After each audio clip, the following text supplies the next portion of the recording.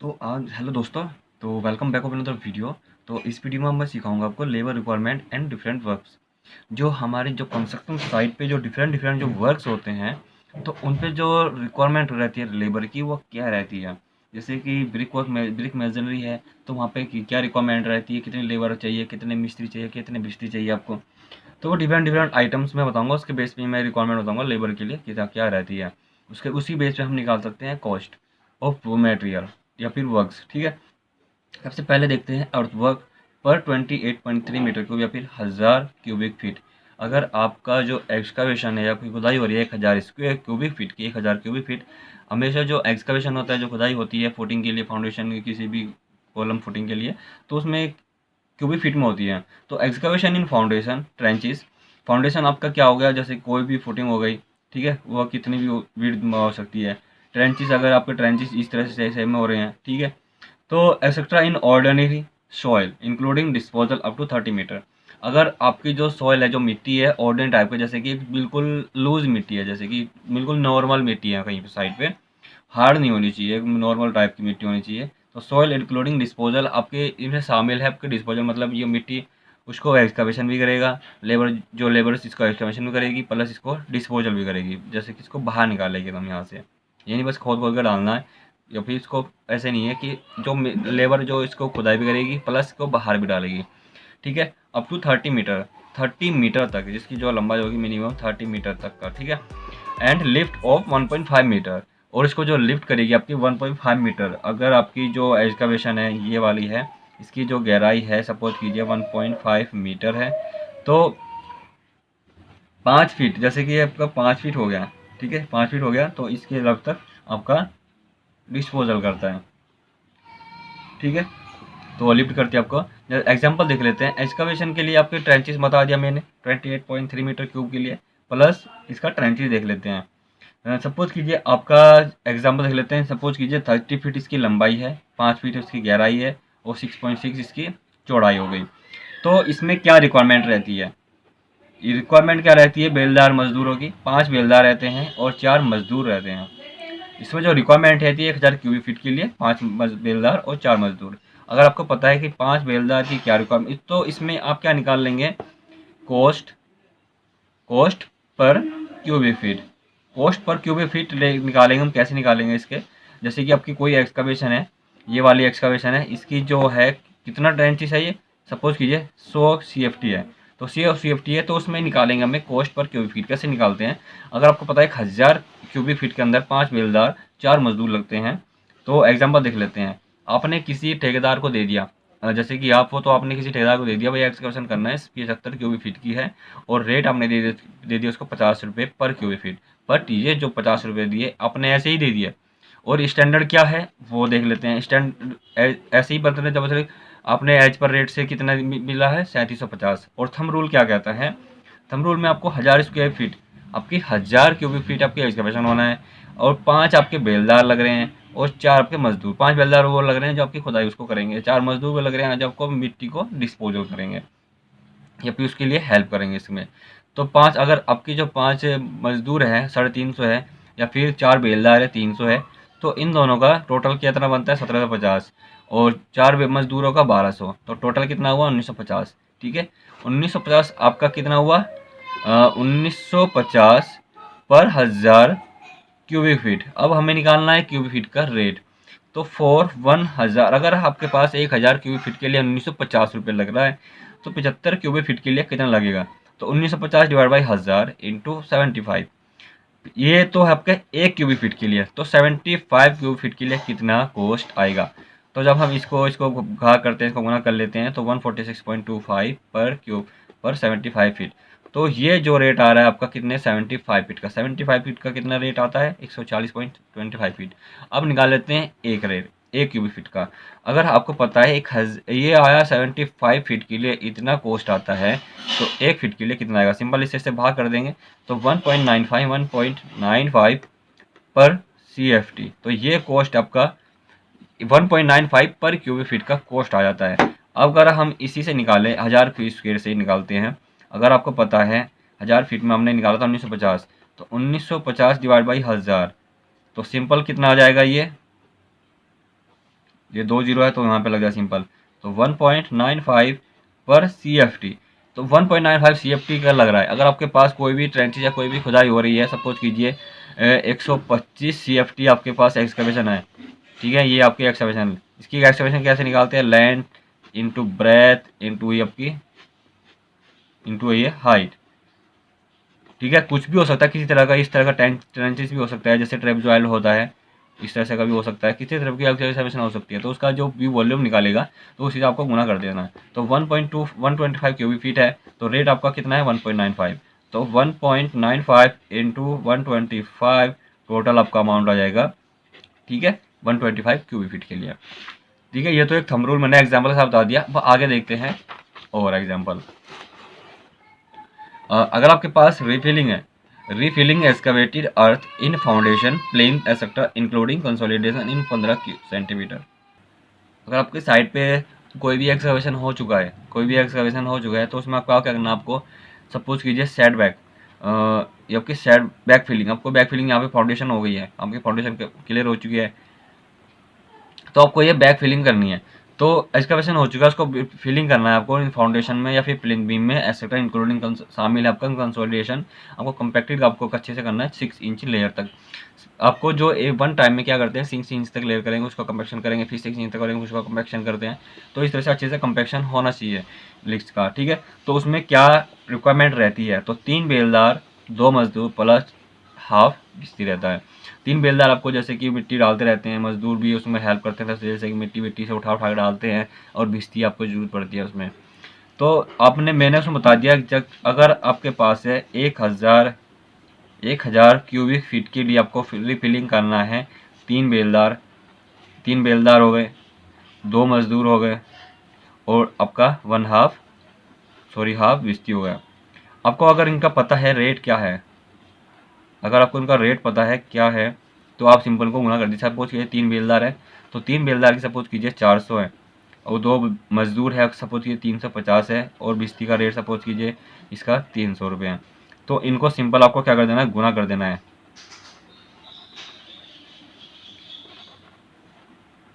तो रेट कितना आपका बनता है? 2050। ये 2050 आपका क्या बना? 2050 पर 1000 CFT के लिए, फिलिंग के लिए। ये कितना रिफिलिंग के लिए होगा आपका, ठीक है। अगर आपको निकालना है, सपोज कीजिए 125 CFT आपको रिफिल करना है एक्सकवेशन, ठीक है, आपको फिलिंग करना है। तो इसमें क्या करेंगे? आप सिंपल क्या कर देना है, जब आपको 2050 लग रहे हैं आपके 1000 स्क्वायर क्यूबिक फीट के लिए, तो सिंपल 125 के लिए कितना लगेगा? तो सिंपल इसको से बात इसको ना कर देना है, तो टोटल आपका अमाउंट आ जाता है। इस तरह से एक रूल बन जाता है। इस तरह से आप लेबर को ठेका दे देते हैं, भाई इतने लेबर लगी है, या कोई भी कितनी भी लेबर लगे उसको ठेका देते हैं, तो इतने रिक्वायरमेंट रहती है। नेक्स्ट देख लेते हैं अब। उसके बाद थर्ड पॉइंट देख लेते हैं, disposal of surplus earth within a lead of 30 metre. अगर आपको डिस्पोजल करना है, आपको जैसे कि मिट्टी आपके सरफेस है, आपका अर्थ मिट्टी अर्थ लैंड पर है, लैंड के ऊपर सरफेस मिट्टी पड़ी हुई है, तो उसको आपको डिस्पोजल करना है, एक दूसरे आपको हटाना है वहाँ से within a lead of 30 metre. अगर आपकी जो 30 सपोज कीजिए यहाँ से मिट्टी हटाना है, सपोज कीजिए यहाँ से आपको 30 मीटर तक आपको डिस्पोजल करना है, 30 मीटर तक आपको डिस्पोजल करना है। तो उसमें क्या रिक्वायरमेंट रहती है? तो आपको क्या आती है? एक जो मजदूर है वो 2.83 क्यूबिक मीटर या फिर 100 क्यूबिक फीट,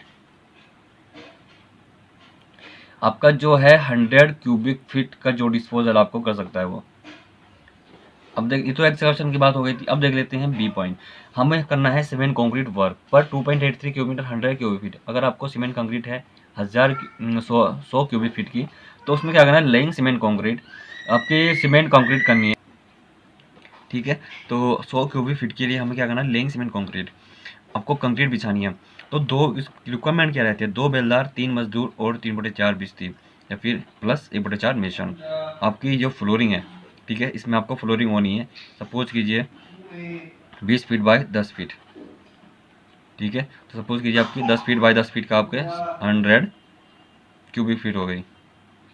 तो जितना भी आपका सपोज कीजिए कुछ भी एरिया आता है आपके पास, जो 100 क्यूबिक फीट का जो एरिया कंक्रीट आती है, जैसे फ्लोरिंग होगी आपकी, फ्लोरिंग में length into breadth into thickness, तो उसमें के अंदर 2 बेलदार, 3 मजदूर, 3/4 बिस्ती रिक्वायरमेंट रहती है, प्लस 1 मेसन। तो इसी में इसी तरह इसी मेथड से निकाल सकते हैं। अगर आपके पास फ्लोरिंग कंक्रीट आपको कंक्रीट वर्क करना है, लेइंग सीमेंट कंक्रीट आपको बिछानी है, कोई भी कंक्रीट आपकी आरसीसी स्लैब हो सकती है, उसके अंदर भी कंक्रीट लेनी है, या फिर पीसीसी हो सकती है, तो उसके अंदर आपको कंक्रीट लेनी है। तो कंक्रीट के लिए हमने निकाला है 100 CFT। तो 100 CFT अपनी वॉल्यूम है।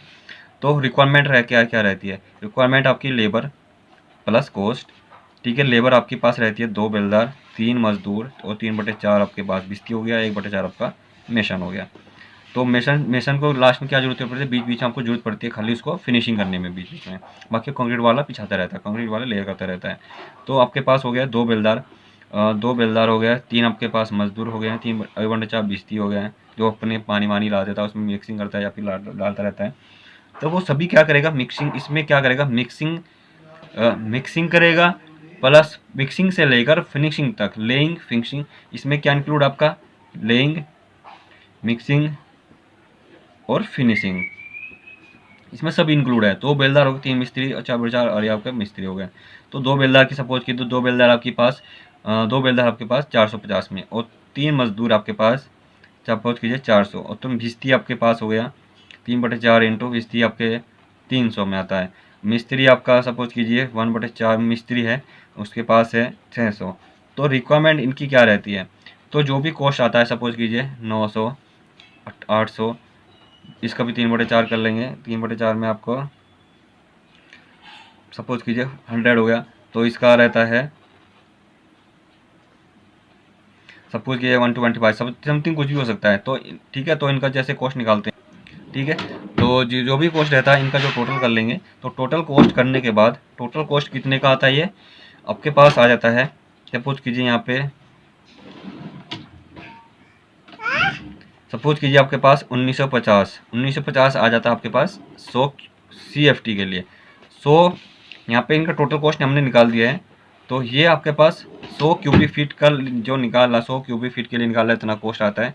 तो जितना भी आपके पास कंक्रीट आती है, सपोज कीजिए 120 ही आ गए, तो 120 का यहाँ पे गुना कर देंगे, तो टोटल कॉस्ट आपकी उस लेयर की आ जाएगी। जैसे कि आपकी कंक्रीट फ्लोरिंग करनी है, सपोज कीजिए वो आपकी 125 CFT की आ गई टोटल। तो उसकी कॉस्ट क्या आएगी? Labour cost. हमें जस्ट ओनली क्या निकालना है? हमको लेबर कॉस्ट। तो लेबर कॉस्ट निकालने के लिए आपको पता है कि 100 क्यूबिक फीट के लिए आपको 1950 लगते हैं, तो 125 के लिए कितना लगेंगे? तो सिंपल इसे भाग करेंगे, गुणा कर देंगे 125 से, तो आपके पास कॉस्ट आ जाएगा लेबर कॉस्ट। उसके बाद देख लेते हैं आरसीसी वर्क। तो आरसीसी वर्क के लिए कैसे निकालते हैं? लेइंग रेनफोर्स कंक्रीट, आपको रेनफोर्समेंट कंक्रीट आपका करना है।